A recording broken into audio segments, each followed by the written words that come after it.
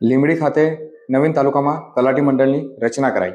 આ તારીખ 13/11/2025 ગુરુવારના રોજ બપોર 3 કલાક સુધીમાં જાલોથી અલગ અલગ થઈને કહી શકાય કે 59 જેટલી ગ્રામ પંચાયતોનો સમાવેશ કરવામાં આવ્યો। નવી કારોબારીમાં વરણી બચુભાઈ વસૈયાની પ્રમુખ તરીકે કરવામાં આવી છે। રાજ્ય સરકારે જાલોદ તાલુકામાંથી જે ગોવિંદ ગુરુ લીંબડી તાલુકો નવો અલગ કરવામાં આવ્યો છે। આથી લીંબડી તાલુકાના તલાટી કમ મંત્રીઓ દ્વારા એક અલગ મંડળની રચના કરવામાં આવી છે। આ નવા લીંબડી તાલુકાની અંદર 59 જેટલી ગ્રામ પંચાયતોનો તલાટીનો સમાવેશ કરવામાં આવ્યો હતો।